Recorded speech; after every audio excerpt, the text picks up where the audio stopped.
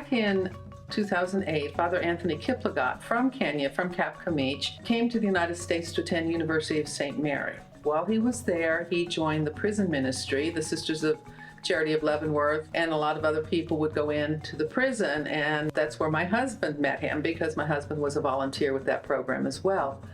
And when my husband realized that Father Anthony didn't have a car, Dan started going up and picking up Father Anthony, taking him around Kansas City, taking him around Kansas, Missouri, and then they would end up at our house for dinner. And over dinner, we would talk a lot about what he was doing and about his home village of Kapkemich and how he had helped start a girls' high school because the education of young women was not a priority at that time.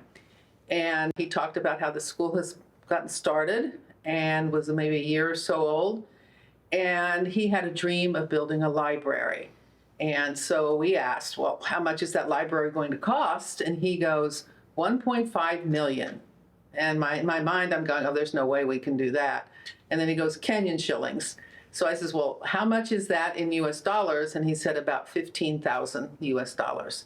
So I thought, well, you gather enough friends and family, you could raise $15,000 relatively easily. So that was the start of it.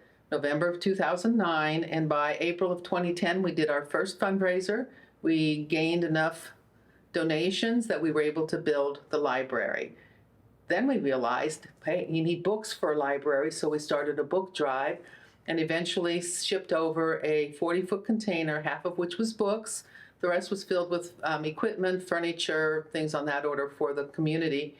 And there were enough books in that shipment that we also established a library for the primary school in Kapkemich. Well, after building the library, and in fact, if you look at my electronic filing system, the idea was we're building a library, and we thought that would be it. But then they needed a science lab. The girls were walking several kilometers to another school just to use the science lab. And so we did our next fundraiser, raised enough money to build a science lab. And then we realized, there's not a lot of power there, reliable power, I should say. And so we did a solar energy system. They did not have good lighting. So initially, until we got the solar energy system, we got them some lanterns they could use and study by at night. We helped them get water tanks. We helped them expand their dormitories and furnish the dormitories. Now, dormitories at that time were wood-framed, corrugated metal siding with the same sort of structure for their bathrooms, which are basically the hole in the ground, which many times you see over there in Africa. And same thing with their showers. And so that led to another project to build a more modern dormitory, but very primitive in our terms here. It's just one big room with a much better bathroom now.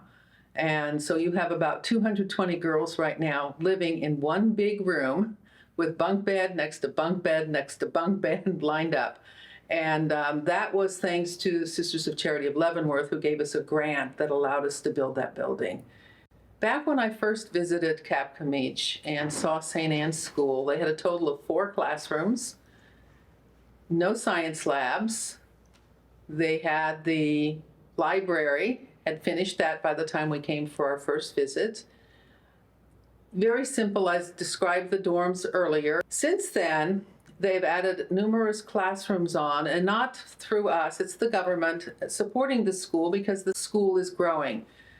When we got started with it, there were 60 students. We're now up to about 220 students. The goal is to have 320 students at the school. Obviously, facilities have to improve to be able to do that, but we're on our way. We have a plan for a new modern dormitory that will take a lot more money to do, but the goal is there. We are looking to the future and planning for the future, and the school's growing. When they started, they were a sub-county level school. They have 4 levels of school in Kenya.